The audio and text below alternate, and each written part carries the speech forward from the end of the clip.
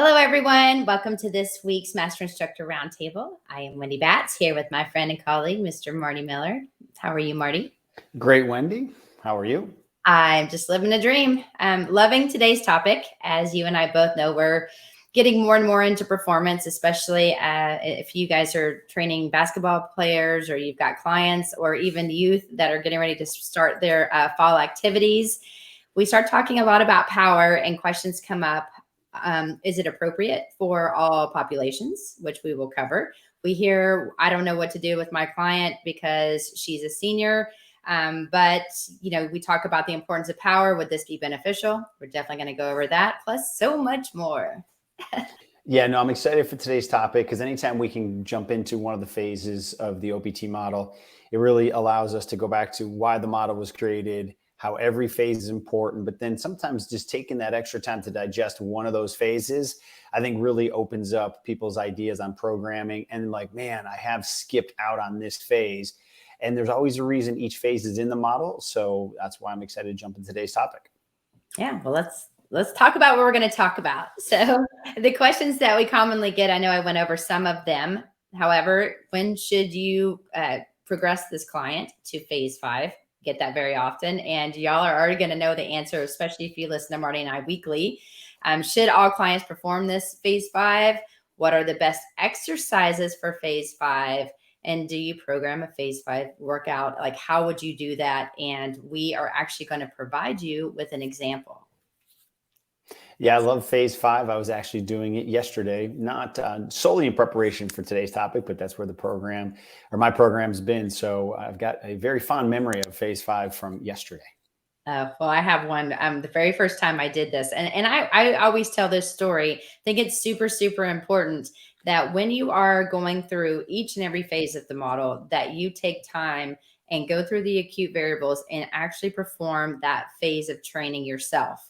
Because when you're looking at it on paper, it seems like, oh, it's really not that bad. We hear that very often in phase 1. However, when we get to phase 5, people are like, well, I love throwing med balls around and I love moving quickly and this should be fun. However, as we go through and start talking about the supersets, you don't appreciate the 1 through 5 strength going into as powerful or as explosive as you can control until you put it into a superset. So I've actually been almost knocked my own self out because I threw a really heavy medicine ball and it came back so fast and I wasn't prepared to catch it that it actually opened my eyes to understanding, oh yeah, this isn't as easy as it looks. Well, and that's why you have to be your first client. And when, a little sidetrack is, people have asked, should I even just do the personal training course? I say, worst case, you're going to know how to train yourself the rest of your life, whether you ever go into this industry or career. But with that being said, by going through these phases, you can really appreciate what your clients are going to go through. You can tell them your experiences. And sometimes you learn those little nuances that are going to only make it better for your client. So you have to practice and experiment on yourself first. You are always going to be your first client. Or you always should be your first client. If you're not already, you need to kind of reevaluate yourself very, very often. And the first thing you should do is exactly what this slide says, which is you need to do an assessment, guys. The assessments are going to show you, give you the blueprint and tell you, what is it safe for me to start in this phase, or is it safe for me to progress to the next phase? And, when you're looking at phase 5, people are not always going to be perfect. Marty, we've discussed this. Is this person going to have compensations? We hope not, because if not, they really shouldn't be doing as powerful and as heavy as they can lift. However, if it's something slight, if it's something that's just starting, when you're getting into phase 5, you may have to go back and visit phases 1 and 2, make sure that you are going to specifically work on that compensation that you're noticing. But if you know that they've been going up and down and you're undulating through that model, then once you know that they're ready to go in phase 5, they should have little to no compensations. You shouldn't really see anything going wrong. And then at that point, you're going to know, all right, you know what? I see a little bit of a wobble. It's not really a compensation. I feel comfortable at phase 5. But then when you're reprogramming or programming the week, especially if they're 2 or 3 times a week, I would strongly suggest maybe visiting, maybe a phase 1, like if they come in on phase on Monday, they would do a phase 5, come in on Wednesday, maybe a phase 1, and then either do a phase 5 again on Friday, or you could even do a phase 2 and just start out with once a week in phase 5. If you're just not sure, but you're also knowing that this client is very, very new to this type of superset. Yeah, and when we progress people, right, Wendy, you and I've talked about this on other podcasts, you have to know your progressions and regressions. So if I progress into a new phase, I'm going to regress the complexity of the exercise. So there's nothing wrong with having a more complex exercise that maybe they mastered in a previous phase, but when you go to the new phase where the progression could be the intensity or the metabolic demand or whatever it may be, go back to a very simple form of it. So there's nothing wrong with doing a seated med ball chest pass. I don't need to do plyo push-ups and all those type of things, right? I'm just not ready for that yet. So the phase itself can be the progression. So then you have to regress the complexity of the exercise. And then from there, you can start working back in your progressions and regressions. So I love this question, and I put it on here because we get it all the time. And Marty, when somebody says to you, should everyone do phase 5? Is it safe, and can it be done in seniors? How do you approach that? Yeah, I'm going to say, and Wendy, you might wonder where I'm attacking this at first, but I'll say this is the most important phase and the most mandatory phase. And the reason being is because I wouldn't progress somebody there until they've gone through the other phases. So one, check. If I'm going to get them to phase 5 and know the importance of it, that means they've done correctives. That means they've done phase 1 stabilization endurance and at least phase 2 with the strength endurance. The reason that I say the power is so critical is if you look at the 3 major building blocks of the OPT model, stabilization, strength, or power, you're going to lose your power adaptations the fastest if you don't train them. And you could say, well, a senior, do they really need power? Yeah, I'm going to argue they may need it more than other people, because what if they trip and fall? What if they have to recatch their balance stepping off a curb? That is still power training for them. It may not be the explosive stuff. Wendy, you and I've worked with elite golfers and their club head speed is 120 miles per hour, or their vertical jump with some of your basketball players could be 42. No, they don't need that type of power, but their power is still stepping off a curb and catching their balance. Or God forbid, if they fall, can they decelerate their body weight before they have a catastrophic fall? But then also now everybody's an athlete. We have a lot of seniors who all of a sudden they retire or they have time in their schedule. They want to play pickleball, tennis, or golf. You're a rotational athlete, power athlete at that point. So it's critical, it's essential, it's fun, but yes, everyone has to do it. And I'm going to second that, because is it safe? It should be safe. If you are the trainer designing a program, you need to always make sure, first and foremost, that it is very safe for your client. And if you are training a senior, to Marty's point, everyone needs to move for the speed of life.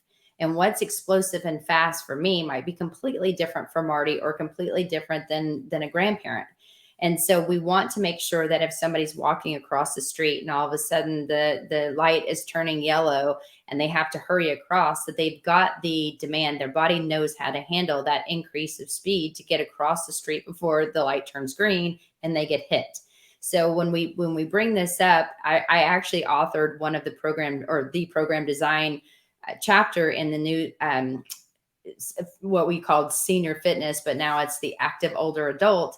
That was one of the things that I emphasized. Most every person that you meet on the street should go through stabilization, strength, and some sort of power, because we use that. We move in all 3 planes. We move at different speeds.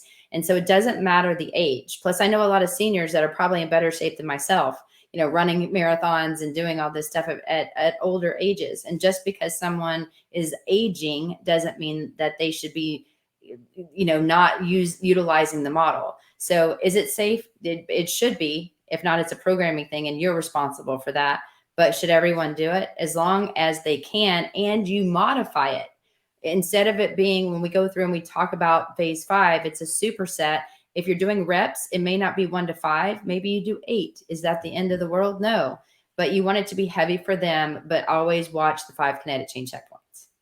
Yeah, and the old saying, if you don't use it, you'll lose it, right? So that's why we have an undulating program, and that's why we build into power. You have to earn that right, but it is essential for every single person to do an appropriate level phase 5 workout. Yes. And today on the Master Instructor Roundtable, Marty Miller and myself, Wendy Batts, are talking about phase 5 and the importance of it. We did get this from an email from one of our listeners. So always thank you for reaching out to us. We did one in the past about phase 2 and the superset, and they wanted to know a little bit more about the difference. So when we talk about phase 5, we are focusing on strength and power, and this being a superset. We've discussed the importance always of the assessment. But now let's talk about the training protocol. So the acute variables, and we have a chart on the next slide, but let's just talk about this in general.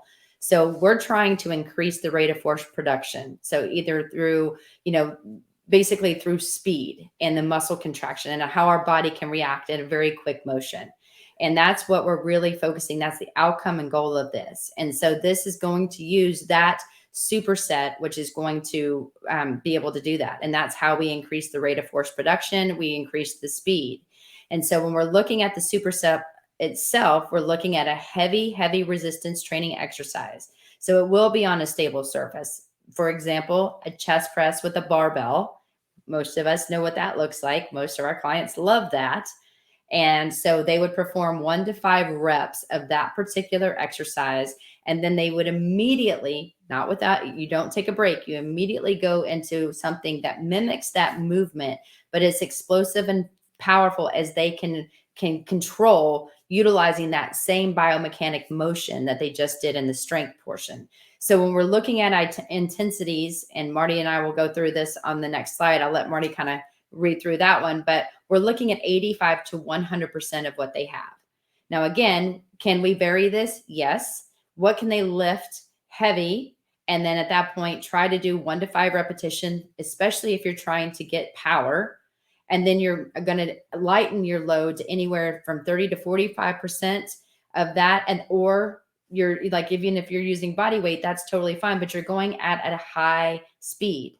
And so would we stay here forever? No, it's not it's phase 5. I'm done with this. And that's it. I live in phase 5. It's very important to cycle back through earlier phases, do this from 2 to 6 weeks. And you should start to see that when you go back and cycle through, you're going to be able to lift more than you did the first time around utilizing the model. You're going to be able to be more advanced in some of your exercise selections.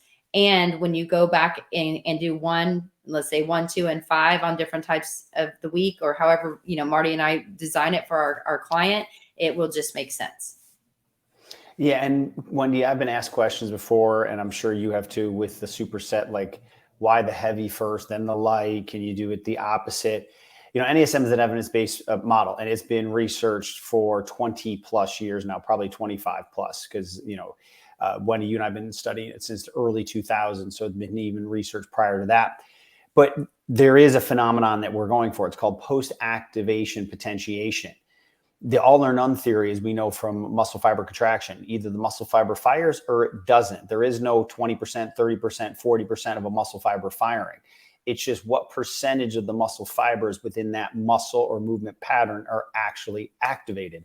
So the heavy load gets as many of the muscle fibers that you're capable of exciting, ready to go, and then you move explosively.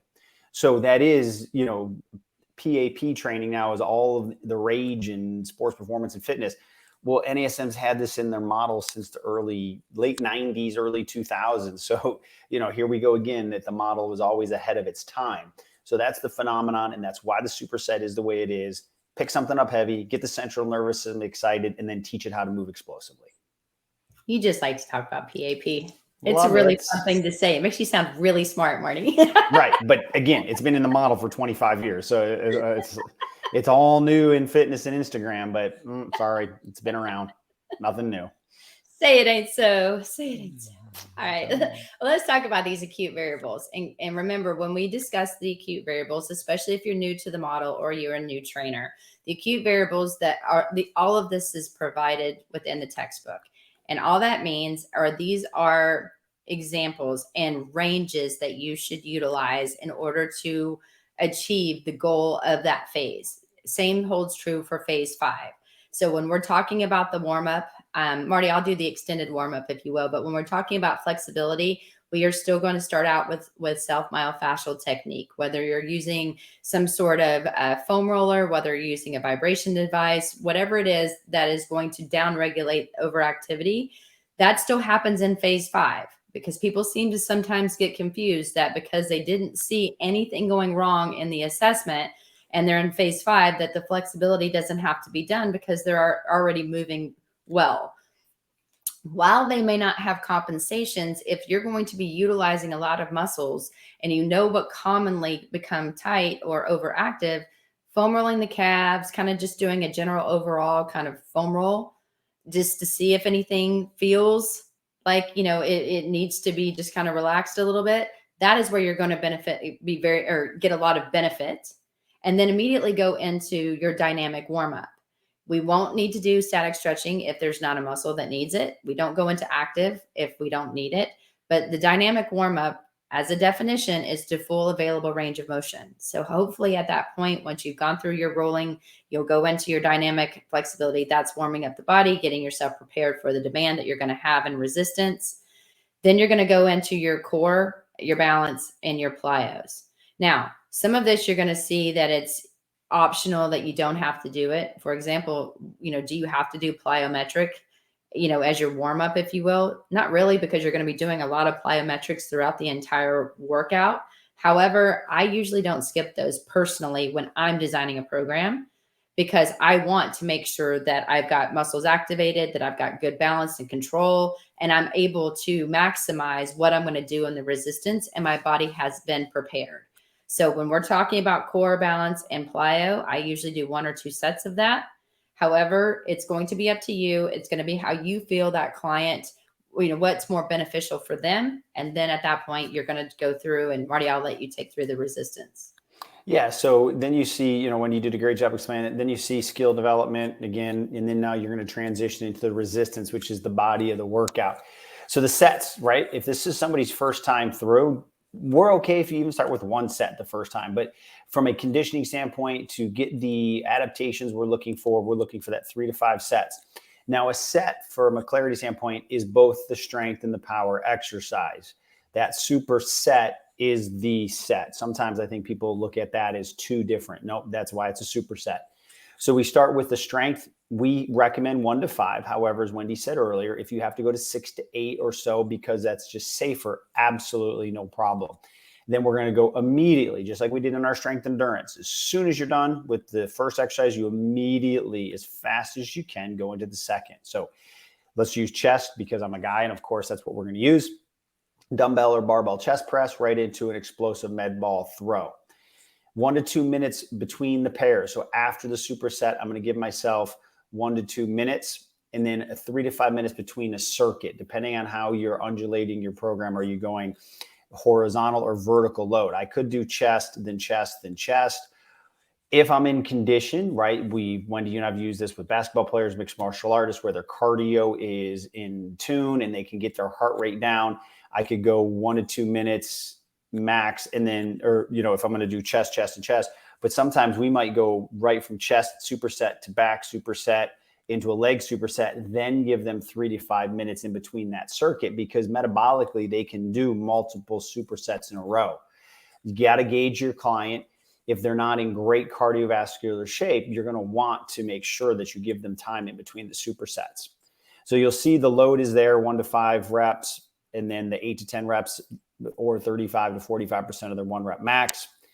And then, as I said before, it's that heavy weight into that speed. So make sure that the exercises are chosen appropriately.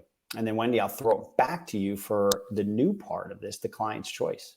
Yeah, client's choice. If they're not having fun and they're not enjoying it, they're not going to want to come back.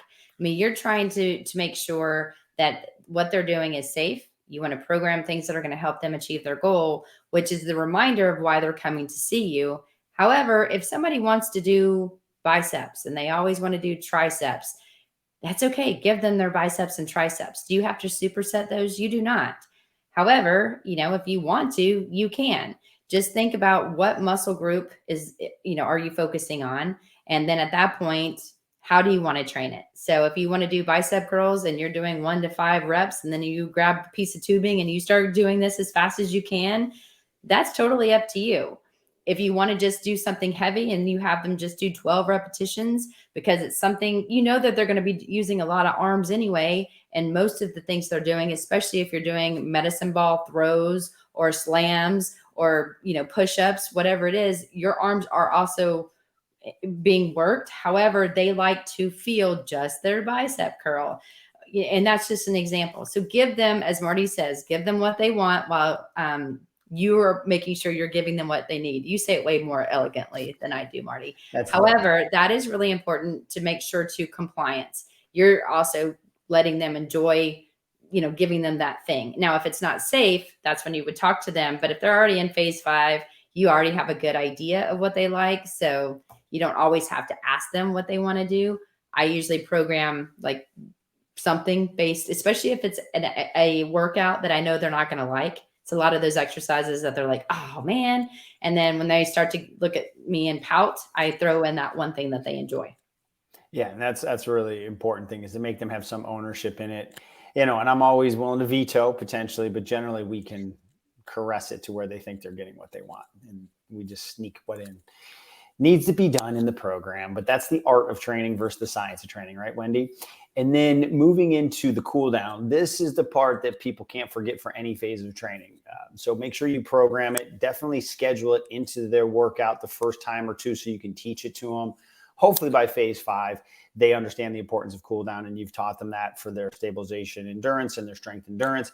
But of course, we're going to go back to the self-myofascial techniques for the areas that you trained, whether they're sore or not. This is just to get that body to reset so they're ready to come back the next time.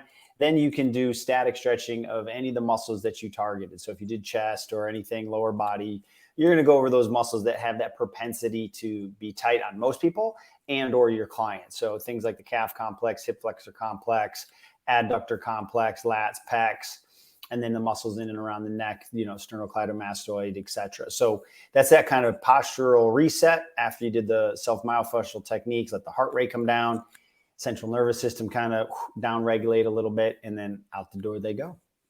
And just to reiterate, no matter what phase of training you're doing, when you're doing the cool down, foam roll first and then static stretch. It doesn't matter if you're in power, but we're trying to regain proper link tension relationships like Marty just talked about. So no matter what phase of training, that's always going to be the cool down. The only time we start to really change the flexibility components or is at the beginning of the workout, because in phase 1, we're targeting muscles that are overactive from the assessment. And that's why we do that.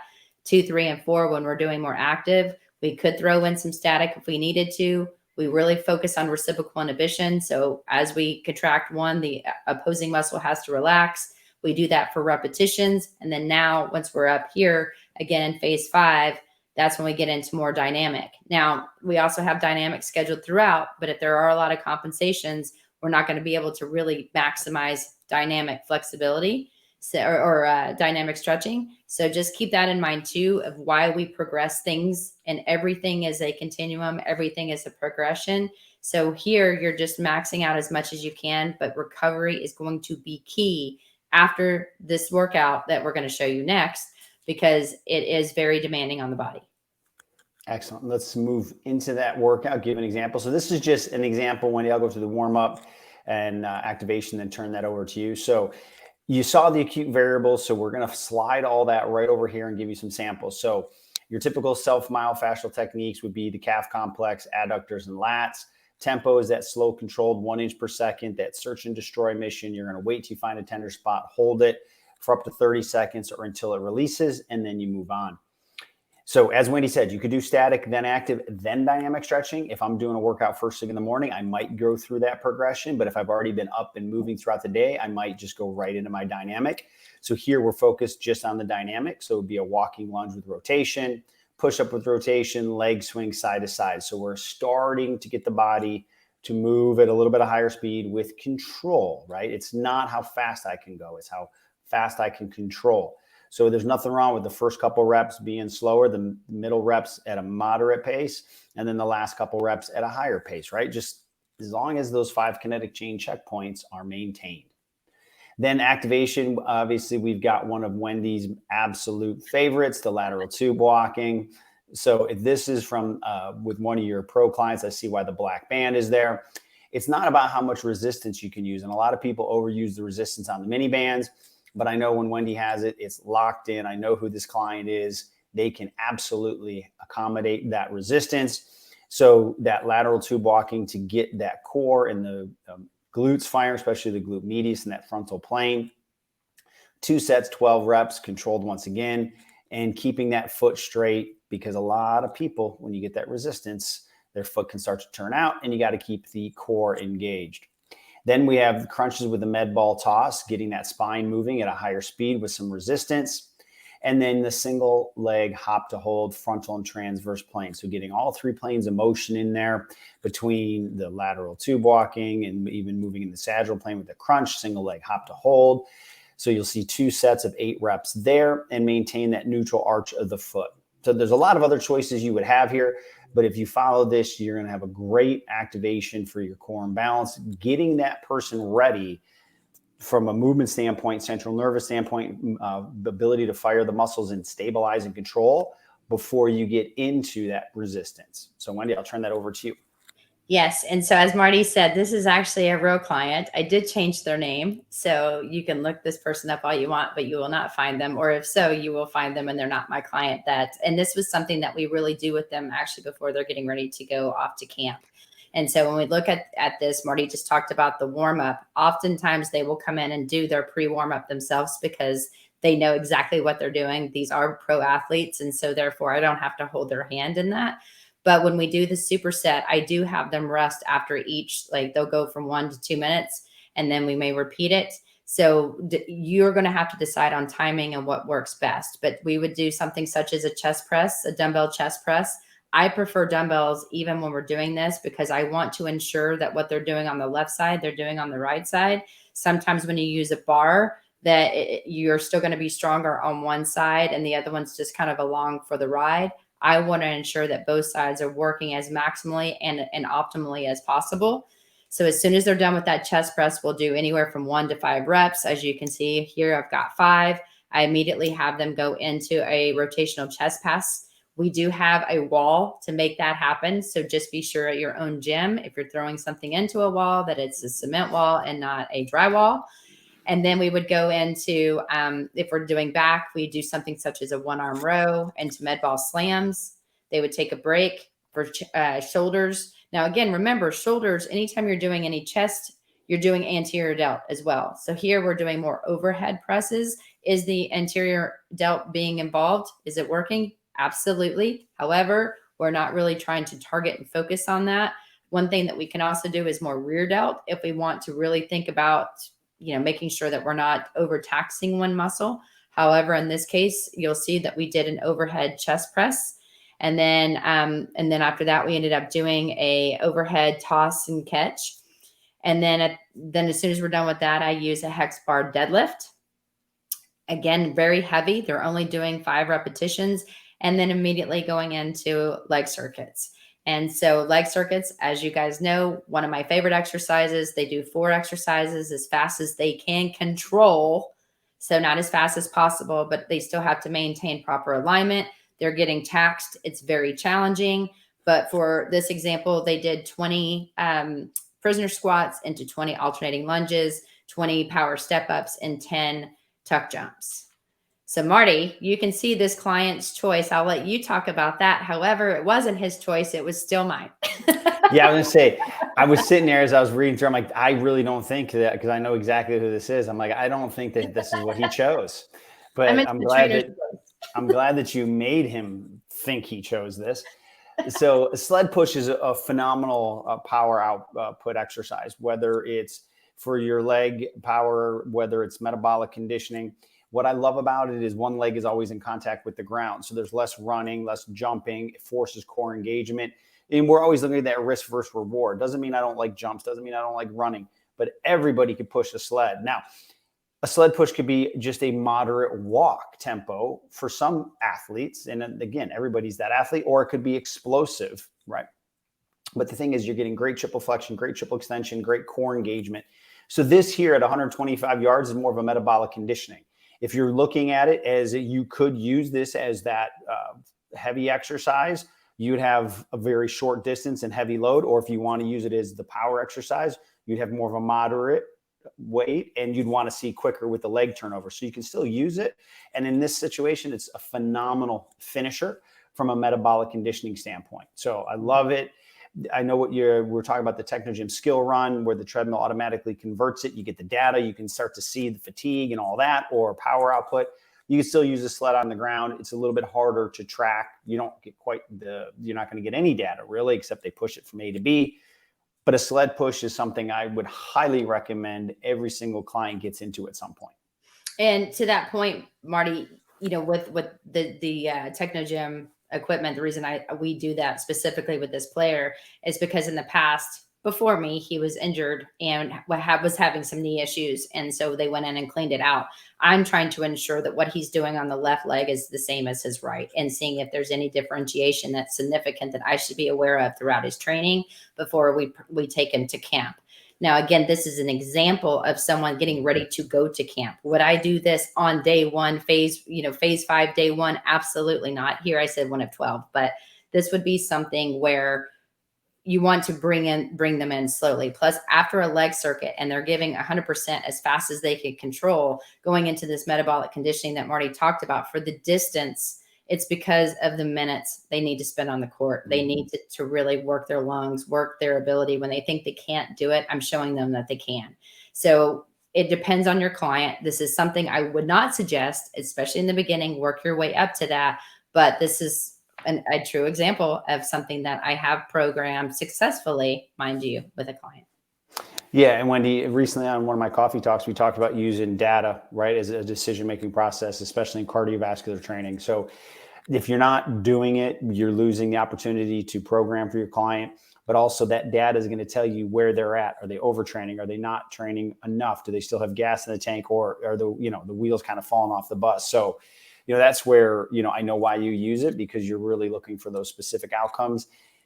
And again, you're going to prove to that athlete with the data, hey, look at what you did. Mm-hmm. So I love that. And this is getting ready to bring him into phase 6, that if you guys have gone through our NASM Performance Enhancement Specialization course, you're going to know that we're working on maximum power at that point. And so this is now kind of a blend, and ensuring that he's going to be prepared for that as well. So if you have not seen phase 6, remember the model used to be 7 phases. 1 was now CES, 7 is now PES, and that's where we get our 1 to 5.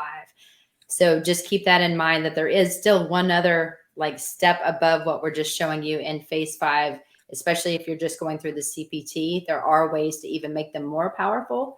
And so it's something that maybe if you're interested in, to look into next. Great point. And then of course you've got the cool down.